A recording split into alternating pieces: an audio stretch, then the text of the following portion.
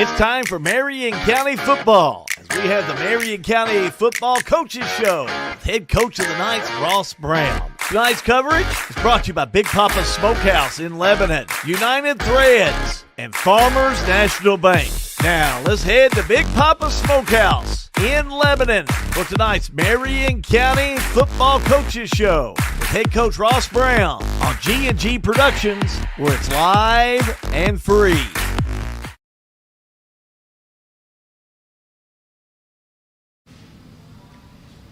Hey, welcome back into another edition of the Marion County Coaches Corner Show here on G&G Productions, live from Big Papa Smokehouse in Lebanon. Jamie Murphy and Marion County head coach Ross Brown with us here on this Tuesday. And coach, coming off a huge 59-7 win last Thursday over Thomas Nelson. Yeah, it was good to get back in on the right side of the column there and get a win coming off the heartbreaking loss from the week before. So it was good for us. So most points in a game scored by the program since October of 2023, off to a solid 5-2 start for the first time since 2014. Yeah, we kind of got a slow start into that game. I kind of felt like we were, sleepwalking through the first part of it, first quarter, first half, and then we kind of woke up in the second half and started playing like we should have, and ended up with a good result. What's it taking a game like that to kind of get up and get motivated? Short week, kind of coming off a loss, things like that. Well, you would hope that the loss would be enough, right, to motivate and get that taste out of your mouth as fast as you can. And we did. Like I said, I just think, we started a little bit slow, and then we ended up getting to where we wanted to be. Yeah. And so the game was on Thursday night. So how does a high school football coach handle a Friday night off during the season? You look around, right? And so, we watched some games, and we're in various locations and of some future opponents. So it was actually fun to go be a spectator for a minute. Yeah, it's gonna be a little different, right, on a Friday, not to have any games to coach or anything to do. Absolutely, it definitely was a different feeling. Yeah.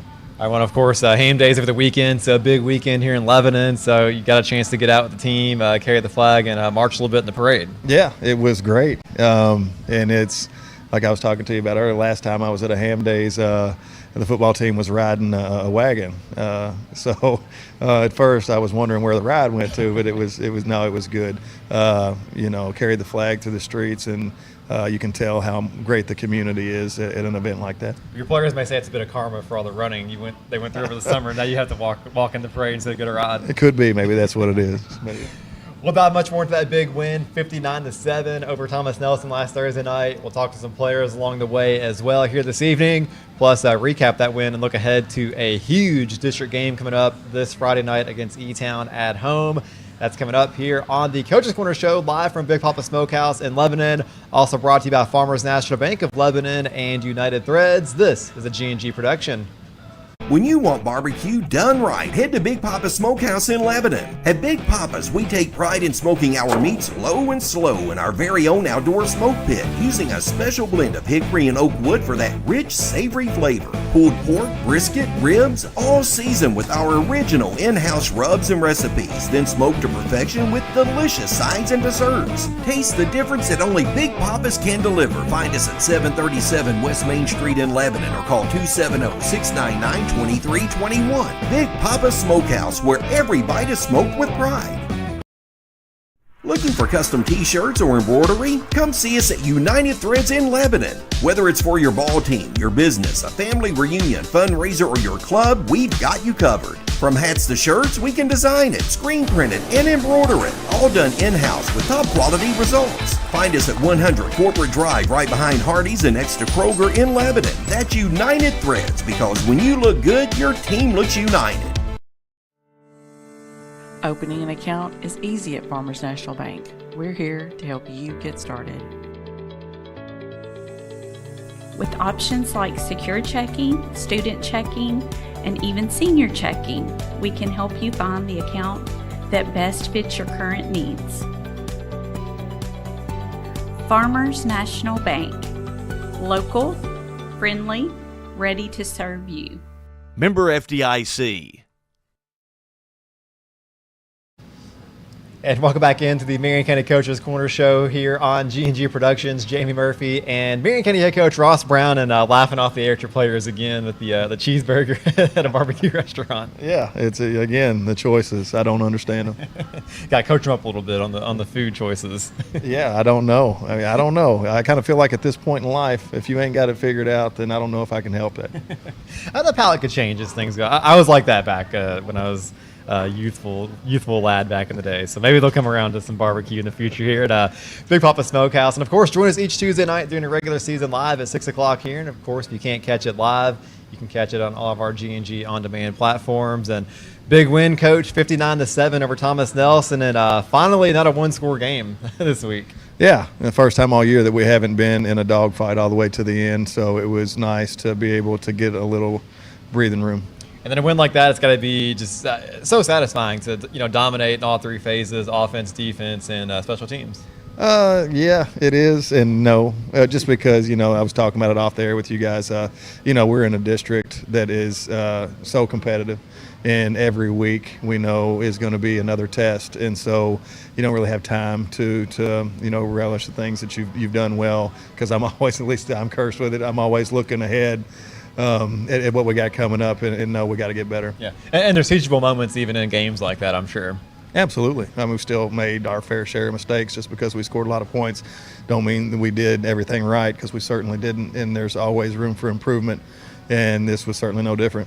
And you kind of mentioned, too, a bit of a slow start in the game and kind of got things going, late second quarter into the, third and fourth quarter. How was it? Was it challenging with the mentality of the team kind of going into it, in the pregame? Or, what were some of the challenges that were presented?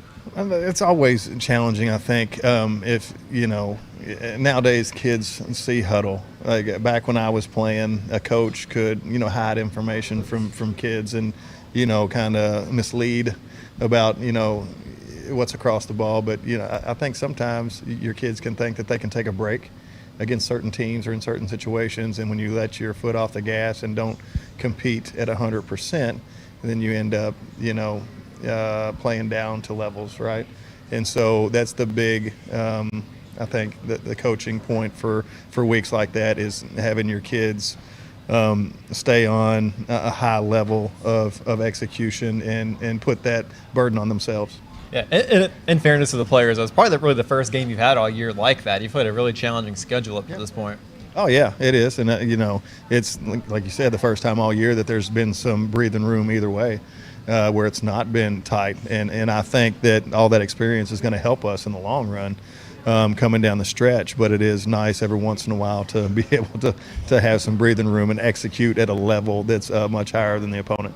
And were you able to get some players in towards late in the game, or just kind of? Absolutely, it was great for that. We got a lot of young guys in, and we're so thin anyway. Sure. There was a point late in the game where we looked and we still got an older guy on the field because we didn't have another running back in the program. You know what I mean? The only other young back that we had staff, and he wasn't playing this week.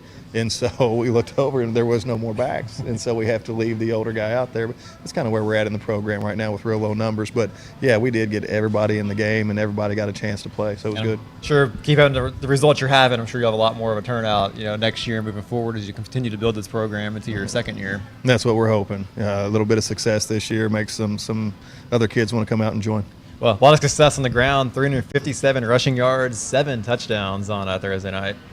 Yeah, we ran the ball well, especially inside. Kyle and others did a great job blocking, and we tried some things offensively to work on our game a little bit.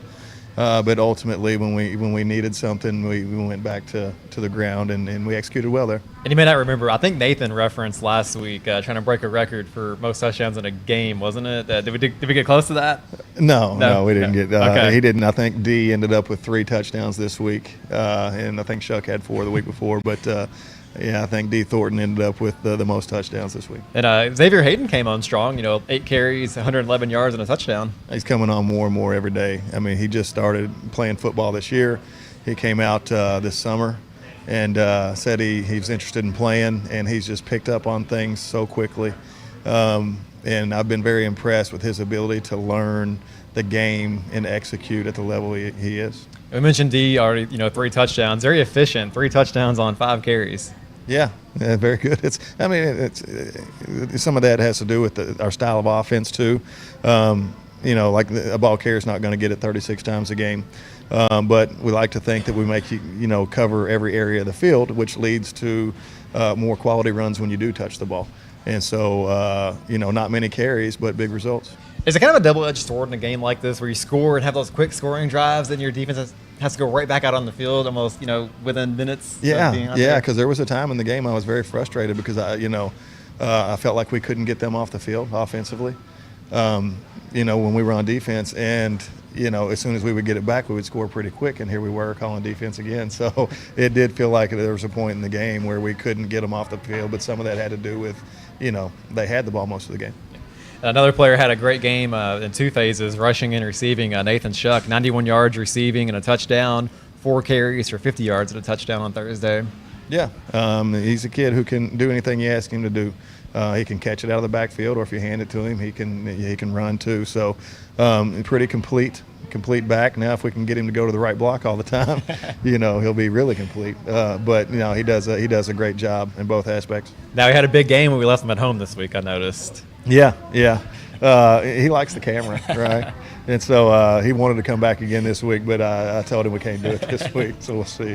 Yeah, got to humble him a little bit, right? That's right. Ross Brown here, head coach of the Marion County Knights on the Coach's Corner show here, fresh off a huge 59-7 win over Thomas Nelson. And what was kind of sort of a district game. They will be, I guess, eventually a member of the district. Right. Started off in the district, eventually will be again. And as far as I understand, like they're playing most everybody in our district, so it's just like they're a district game, yeah. And talk about the rushing game, 7 rushing touchdowns, but your third straight game with the passing touchdown. Yeah, it's a phase of the game we've been trying to work on and get better at because we knew we were going to have to. It's coming along slowly but surely, but we hope to each week improve upon that. Is that something you're going to try to implement, moving forward this season, or are you just kind of, going to make a kind of slowly keep implementing that into the rotation? Well, it's going to depend on need, right? Sure. We would like to slowly keep. I would like for it to go quick, right? But the slow implementation is what we've had to do to this point, and it will continue that route. But like I said, you get in the game when you can't move the ball on the ground, you're going to have to throw it more, and so that could be dictated on what we can and can't do. How happy have you been with the passing game so far this season? It's been coming along really well, and people got to take into account, and I have to take into account sometimes that they haven't thrown many passes, especially these seniors and juniors, throughout their entire career, coming from the offense that they had been in for the past 3 or 4 years. That part of the game really wasn't emphasized, so it's like brand new for them. So considering all that, I like our progress. Yeah. And people always kind of say, at the high school level, you have to be able to run the football and stop running the ball. And I guess you could say that at any level of football. But how important is it to have a passing game to lean on? Oh, it's very important. I kind of feel like in today's world, unless you just have a dominant line of scrimmage statewide, right, where you're just going to bully everybody that you play, you have to be able to throw the ball anymore. Unless you're balanced, you're not going to be able to win championships. And the only people who do without being balanced, they just have mammoths up front, and they're bigger than everybody else, and they win because of that dominance up front. But if you don't have that, which is everybody else in the state, then you're going to have to be able to do both to be successful. Yeah, and people, we talk about implementing the passing game. Their mind goes to the quarterback and the receivers, but you got to have the linemen kind of on board as well. Oh gosh, yeah. Don't anybody ever forget that that's the main cog of any offense. I don't care whether you're running the football or whether you're throwing the football. You either have to block and open up holes for running backs, or you have to protect the thrower. And if you can't do those two things, then neither one of those things can be successful. So you might have a great quarterback and great receivers, but if your quarterback doesn't have time to throw it, then it doesn't matter. So everything starts there, whether it's on the ground or through the air. And when you're kind of going, game planning, leading into a game, is there a certain amount of passing attempts you plan on making a game, or you just kind of let the game script come to you? Kind of let the script come to you. I think last week we went in knowing we had more of an agenda to throw it on certain downs in certain situations. And like everything else, though, you've always got a plan when you go in, and then circumstances dictate whether that happens or not. So you never stick to it fully. But we did go in to this last week with a more conscious effort to want to work on our passing game. and we're officially past the halfway point of the season already, which is crazy to think about already here, going into October tomorrow. How satisfied are you with the offense up to this point? Fairly satisfied. Like I told you, we got a long way to go, and they know it. We've definitely improved since the beginning, and I think we're getting better every week. But we have a long way to go to get where we want to be. And so, I am pleased, but never satisfied, right? Never satisfied, right? And people will watch and they'll see 59-7 and think the offense was outstanding, and it was. But from a coaching perspective, what's something you maybe want to work on walking away from that game against Thomas Nelson? Execution of penalties, right? We still, as many points as we scored, we still had quite a bit of penalty yardage, right? We would have had more passing yards. I think 40 more passing yards, had a 40-yard touchdown that got called back, and several mistakes like that. So even though we put up some points, that's great. We could have gotten there more efficiently and quicker if we would have done things better. 59-7 win over Thomas Nelson on Thursday night for the Marion County football program, improving to 5-2 on the year, their best start since 2014, and a chance to continue that with a big district game coming up on Friday night against E-Town. We'll take a quick break here on the Coach's Corner Show, live from Big Papa Smokehouse. On the other side, as dominant as that offense was on Thursday night, the defense was equally as dominant. Let's talk about that coming up here on G&G Productions. When you want barbecue done right, head to Big Papa's Smokehouse in Lebanon. At Big Papa's, we take pride in smoking our meats low and slow in our very own outdoor smoke pit, using a special blend of hickory and oak wood for that rich, savory flavor. Pulled pork, brisket, ribs, all seasoned with our original in-house rubs and recipes, then smoked to perfection with delicious sides and desserts. Taste the difference that only Big Papa's can deliver. Find us at 737 West Main Street in Lebanon or call 270-699-2321. Big Papa Smokehouse, where every bite is smoked with pride.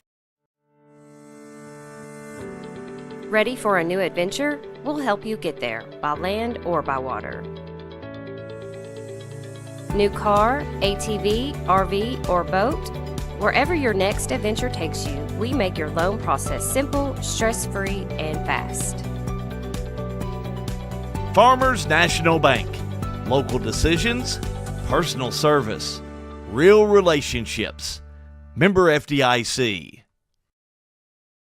Looking for custom t-shirts or embroidery? Come see us at United Threads in Lebanon. Whether it's for your ball team, your business, a family reunion, fundraiser, or your club, we've got you covered. From hats to shirts, we can design it, screen print it, and embroider it. All done in-house with top quality results. Find us at 100 Corporate Drive right behind Hardee's and next to Kroger in Lebanon. That's United Threads, because when you look good, your team looks united. Welcome back into the Marion County Football Coaches Corner Show here on G&G Productions. Jamie Murphy and head coach Ross Brown with you.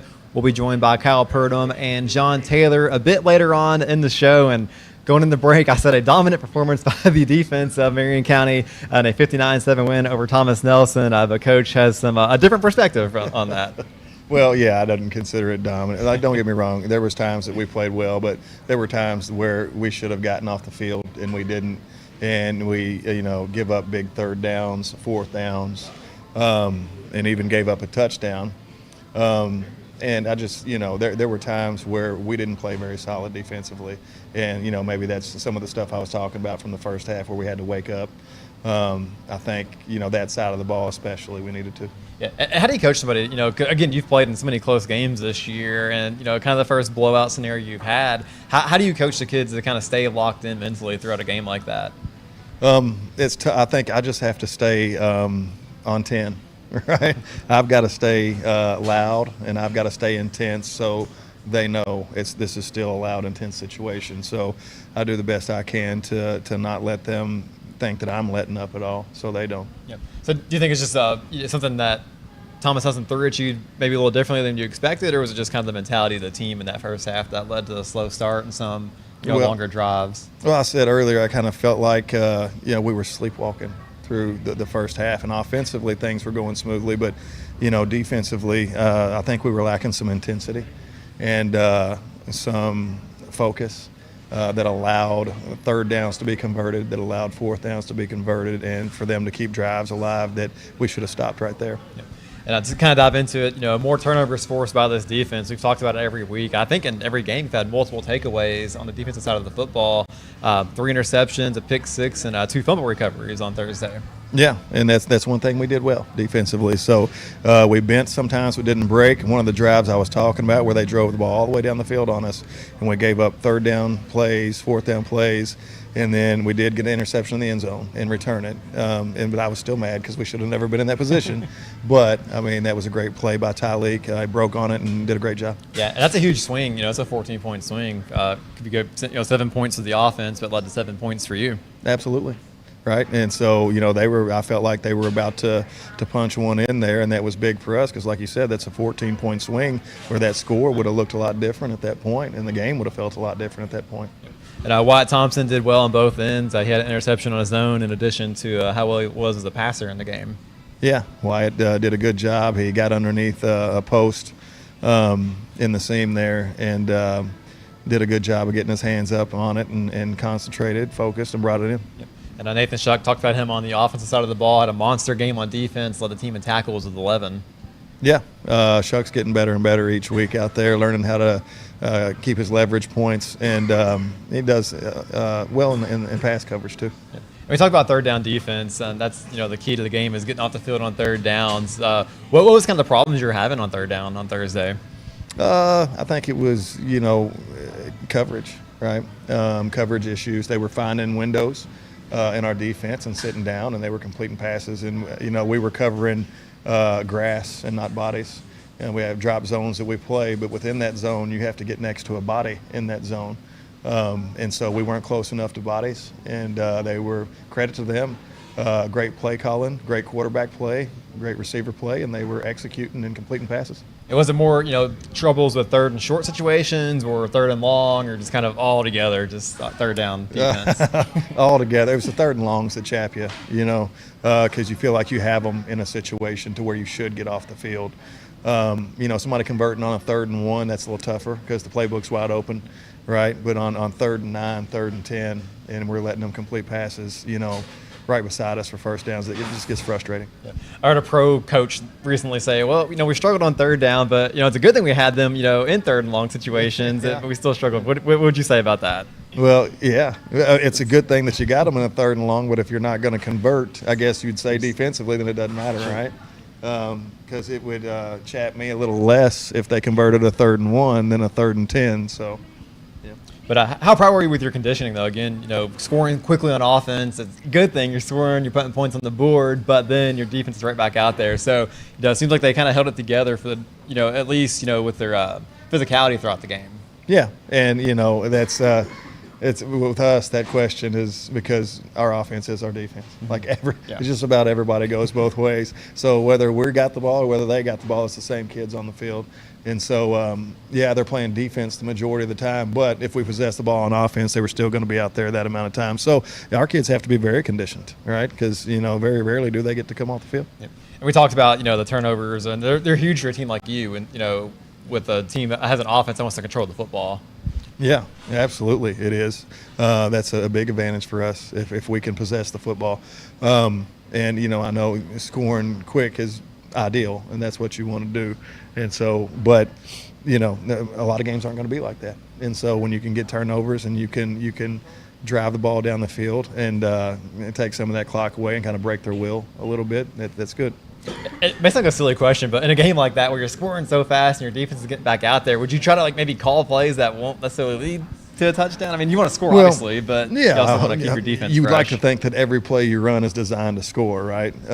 So if you execute perfectly, then you would score. But yeah, it did. Like I said, we came in with a game plan of throwing the ball more than we had throughout the year, and that meant early in down. So first down, we'd pass it a lot, and then depending on what happened off that would dictate the next play call. Yeah.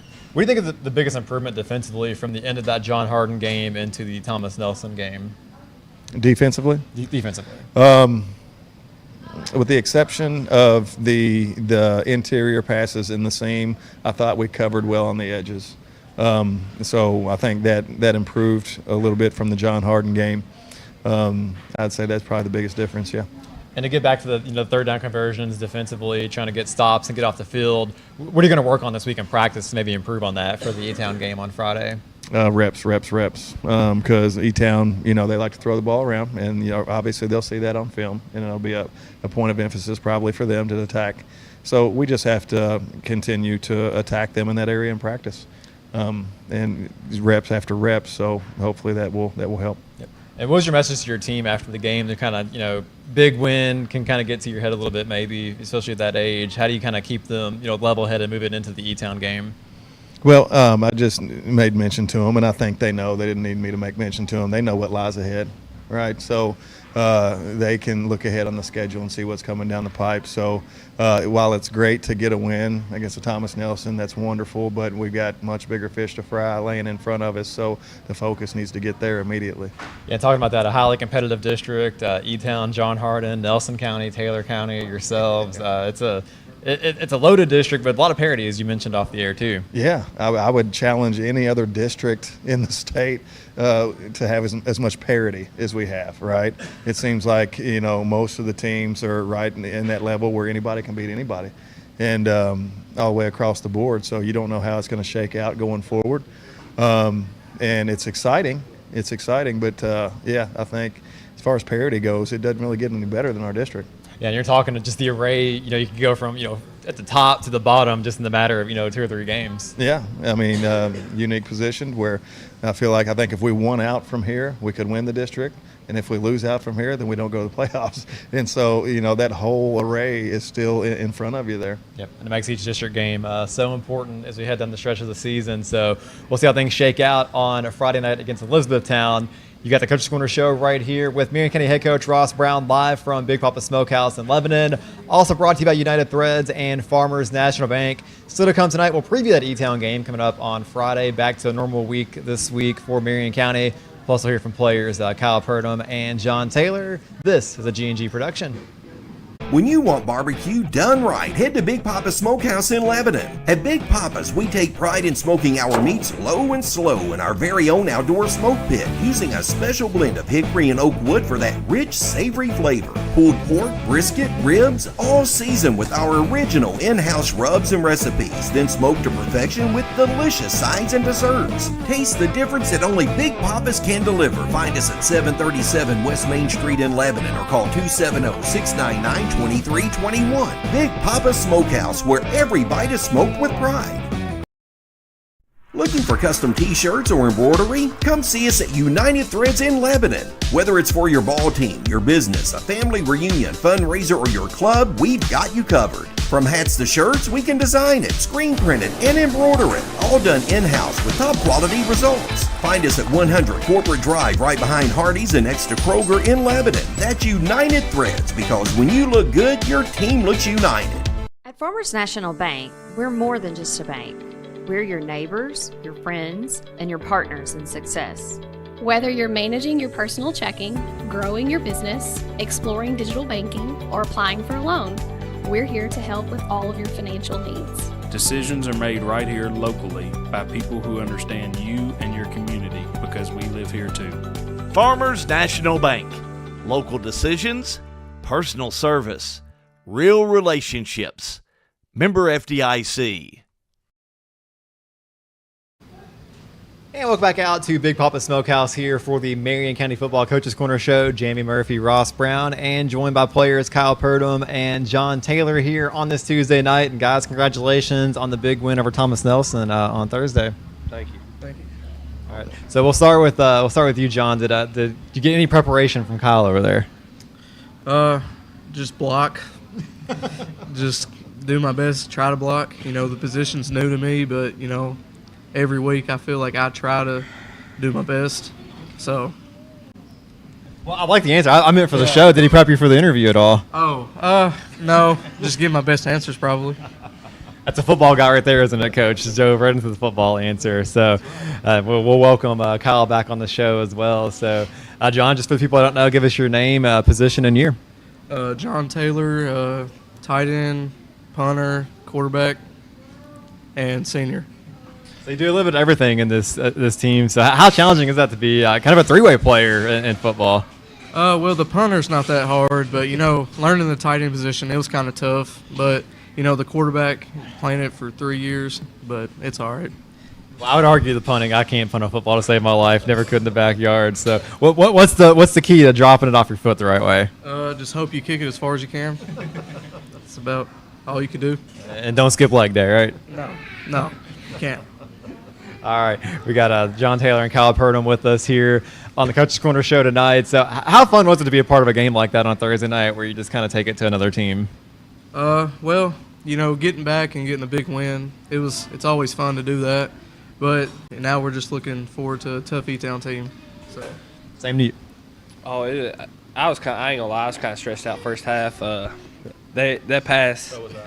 Yeah, that pass, that comeback right there, kept throwing that. It was kind of stressing me out. And I was like, we still got to deal with this the rest of the game. So moving forward, what can you guys kind of do to start off a game a little hotter and a little stronger?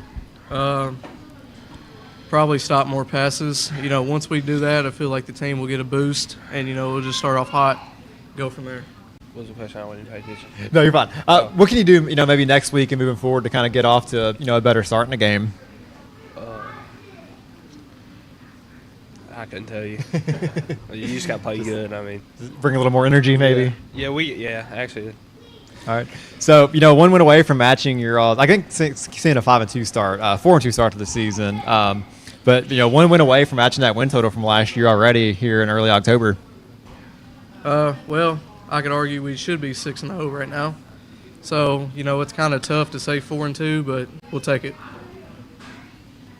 What's the difference been from last year to this year? I feel like this year we played with a lot more aggressive, a lot more. We ain't hanging our heads before the game starts. Like there's games last year where we're like, we already know we're gonna lose. It's not like that this year. So where'd that confidence come from? Going into the games this year compared to last year. Senior leaders, I'd say we had a big step up in our seniors this year.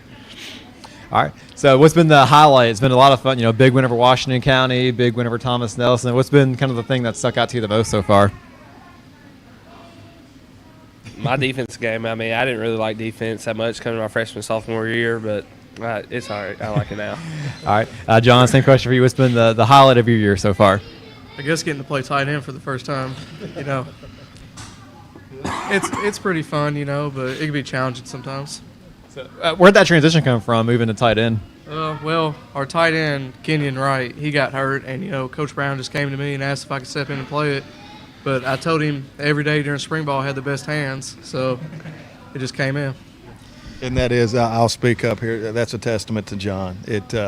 He's one of those kids that you can just go to him and ask him to play a position he's never played before because his football IQ is high, and he knows the game and knows what's going on. So anybody that you ask to play tight end and learn that position and quarterback in a new system for all of them, right? And to learn both of those positions, then you got to put some trust in a guy like that. And so it speaks volumes that we would ask him to do everything that we do ask him to do, and it's because he can do it. And how's the transition gone in your mind so far for you? Well, I'd say it's pretty rough on the blocking part, but, just getting through it. Keep on trying. Keep doing it. What's kind of the role on this team as a tight end? Blocking. Sometimes going out. Against Thomas Nelson, I should have had a pass, but, as soon as I dropped it, I came to the sideline knowing just my bad, coach. That's the voice of John Taylor, the tight end, backup quarterback, and punter here for the Marion County Knights, off to a 4-2 start on the season. So, what led you? We already asked, earlier this season to Kyle this question, but what kind of got you involved in playing football? I'd say just probably Kyle, maybe just playing with everybody. Kind of bored, just get out there and play. Do you enjoy blocking as a tight end? Is it fun to get out there and hit some people? Not really. It's very different from quarterback.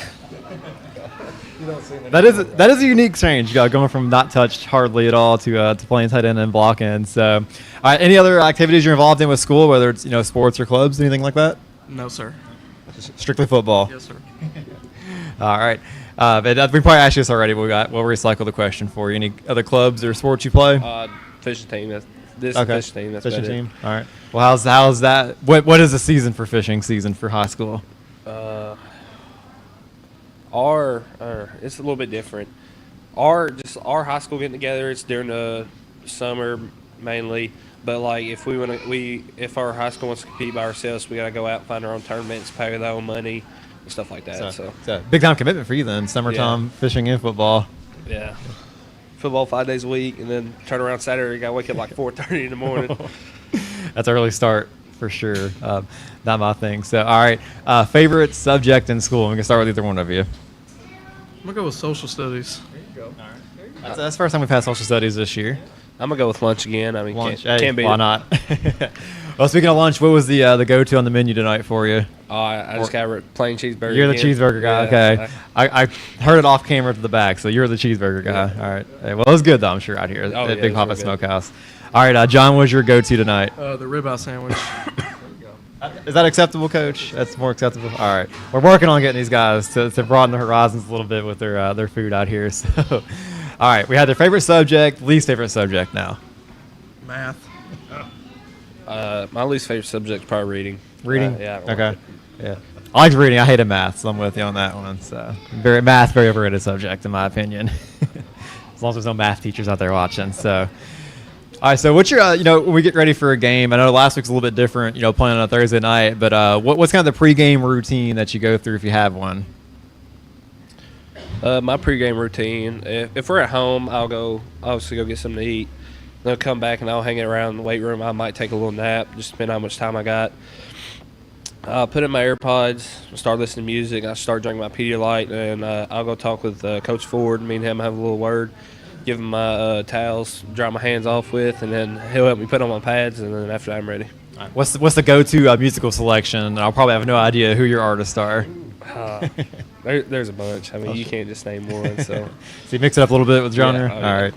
Coach smiled. What would be your go-to pregame hype music?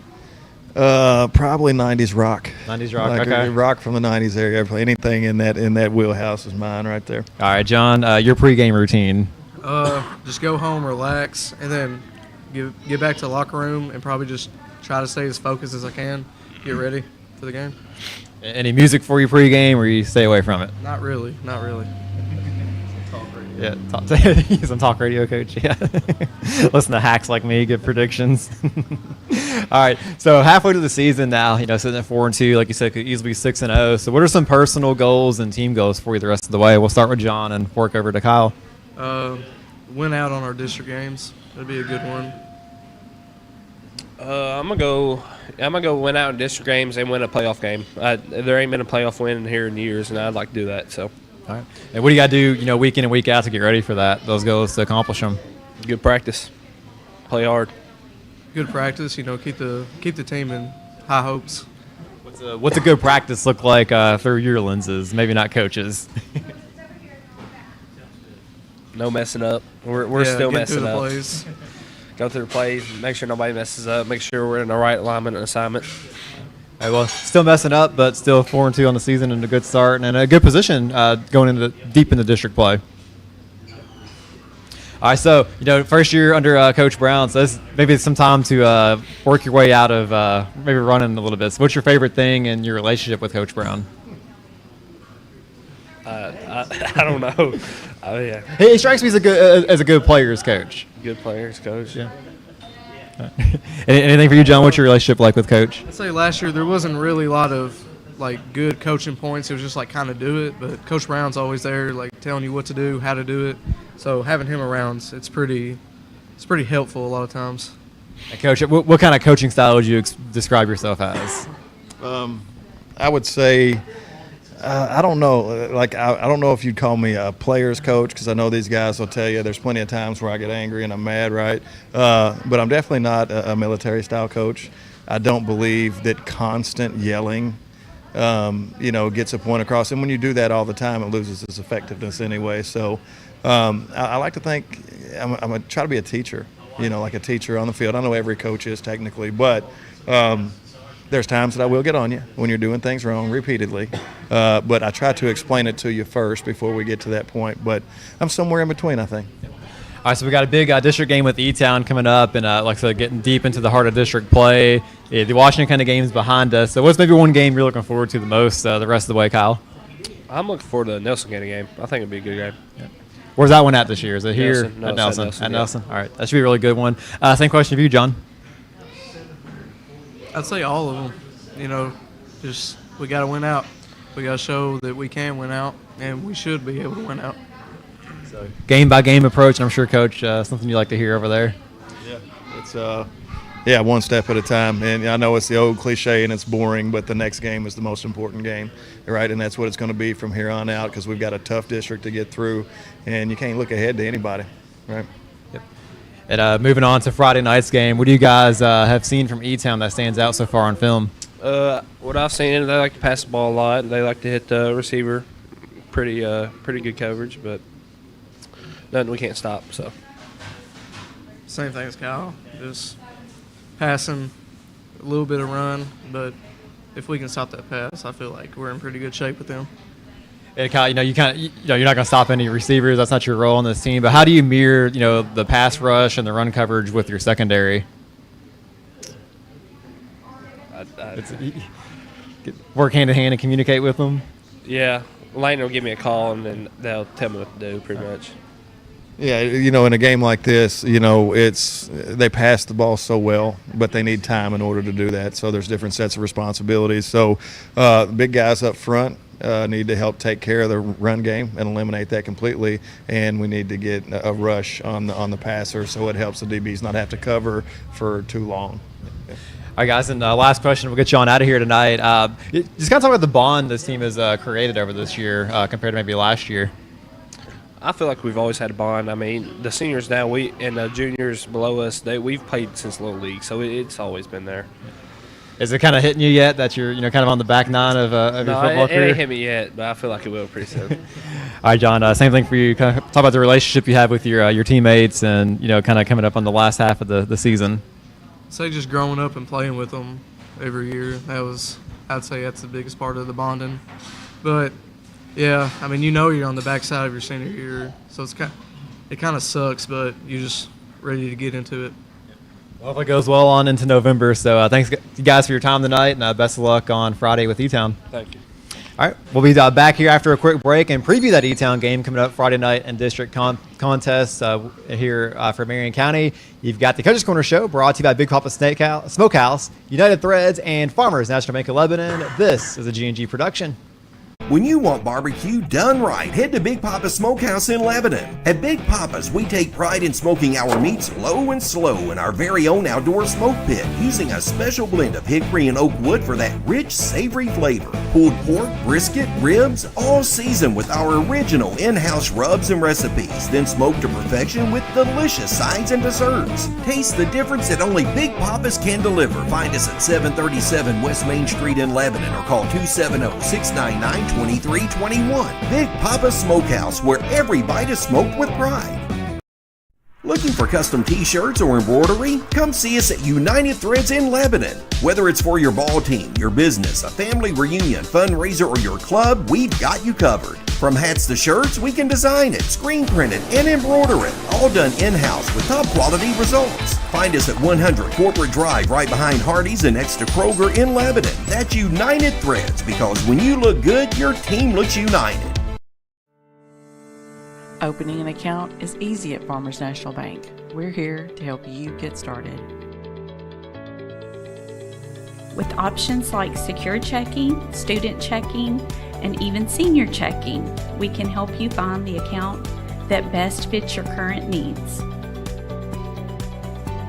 Farmers National Bank. Local, friendly, ready to serve you. Member FDIC. All right, final segment of this week's edition of the Marion County Football Coaches Corner Show, live from Big Papa Smokehouse here in Lebanon on G&G Productions. Jamie Murphy and head coach Ross Brown with us here. But we've mentioned throughout the night, Coach, a huge game coming up in district play with E-Town on Friday night. Yeah, very huge. But, like we said earlier, all of them are at this point with so much parity in the district. Every week is going to be huge in where you end up. And so like I said, I know it's cliche and it's old hat to say the next game is the most important one, but it is, and it always is. Yep, certainly that time of year, and fortunately back at home again for a second straight week. Yeah, much rather do that than get on a bus. So that's good. Yeah. So what's it like playing in front of a home crowd on a Friday night? It's good. It's good for the kids too, because everybody from their community is there.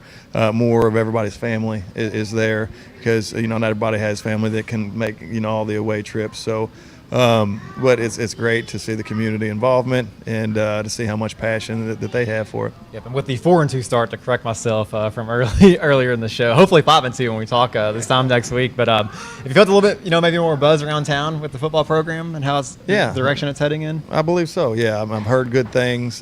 People come and tell me things that they've heard, and it's all been positive. And then this week at Ham Days, I think you could kind of tell that the people were a little bit excited. So it's good to be having a positive impact. Yeah. Sure, you had a lot of handshakes and conversations about the program, I'm sure. Yeah, I did, and it's great to see all those people. And like I said, it feels good to see that many people from the community who are at least keeping up with what we're doing as a team and are proud of what's going on. Yep. And we expect it's a district game. We expect a close competition. So I guess bad news for you is they've played in 3 one-possession games this year. So it might come down to one score on Friday night. Right. And so both teams have pretty much battle-tested, right? Both teams have been in those situations pretty much all year. So if we end up in that situation, I don't think either team's going to panic. But as always, it'll come down to who makes the least mistakes. Yeah, and E-Town, I had a chance to see them a couple weeks ago against Nelson County. Very well-balanced team, especially at the high school level. They can run, they can pass it, both well. Absolutely. Great running game. They got 2 good running backs over there. One of them is more speed, and the other one is more power, and the power's got speed too. So he's kind of a double-edged sword. So they're both really good running backs. They got some great receivers that do a great job after the catch, and a quarterback that is a good athlete and makes good decisions, and he's got some wheels of his own. Yep, I called him thunder and lightning when we had the game because one's so fast, and even 32 can get downhill and get rolling. So how difficult is that to prepare for 2 running backs that are talented enough, but when they just have both different styles like that? One's kind of the quick hitter and one's kind of the bully. Yeah, well, it can be. With what they do offensively, though, I don't think you can really worry about which one's in the backfield at the time. You have to make sure that you try to slow down their run, given certain strategies, and then able to, curb them in the passing game too. You're not going to hold a team like that down completely. They're going to get theirs here and there. You hope to limit big plays and hopefully be in a situation where you can win a game. Yeah, and we say they're well balanced, and stats can be skewed. I mean, you could put up 300 passing yards one week, 300 rushing yards the next, and it balances out. Do you see a tendency on film that maybe they like to run more or pass more, or is it a kind of a game script kind of thing? I think it's a game script. They're going to see what they're going against and what they're most likely to have success with, and they do that, and they do. I think they're more inclined to want to pass the ball. But they can, like you said, run the ball very well. So if they're not clicking on all cylinders in the passing game one night, then they can just hand it off and run it.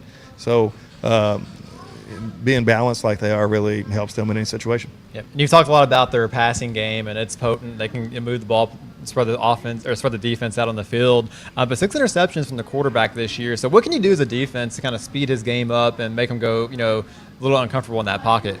Right, and you said it, try to speed him up. And whether that's getting pressure through defensive linemen, whether that's intricate stunts or what have you, but you try to make him get rid of it as fast as possible. The answer could probably be both of this question, but is it more important to kind of, lock down his receivers and take away his first option and first progression, or more important in your mind to put that pressure on him immediately in the pocket? I think take away his first progression, it would be the best way to do it. Like, he's a good athlete, and you go pressuring him too much and he escapes the pocket, then you're in trouble and he's going to run for 30 or 40 yards, right? And so you gotta, it's a cat and mouse game, and it's but like I said, the receivers are talented, and sometimes all he's got to do is raise up and throw a 2-yard pass, and they turn that into a 60-yard touchdown. So just as important as that, it's tackling. We got to tackle. That was my next question. He's a pro at this by now. To kind of switch into the football, E-Town defensively, we talked about 32 as a runner. Man, he's a He's a menace on defense as well. Yeah, that guy's a good football player. It doesn't take long to watch the film before you realize that, and if you ever get to see him in person, you realize it too. Just an aggressive, fast, strong football player, and he's great on both sides of the ball. Yep. How do you keep a player of his abilities, from getting in your backfield and kind of shutting down that running game? You just got to know where he's at all times, right? And so you got to know when he's coming. He does a good job of disguising blitzes sometimes, but he's aggressive, so he's going to make good plays, and maybe sometimes we got to use some of that aggression against him. Is that a player you kind of maybe want to double team throughout the game, or just trust your guys to go one-on-one with them? It could be a situation with certain times he gets double teamed, and it could be other strategies to negate a little bit too. What's something on film you think you maybe could take advantage of against E-Town on Friday night? Without, obviously telling too many secrets. Yeah, I don't see much. Like you said, there's not a weak point that I can look at when I look on film and say, hey, they're pretty bad at this, and we can take advantage of that. I think they're pretty solid across the board. Do a great job coaching over there. They got good football players, and I really don't see a real weakness.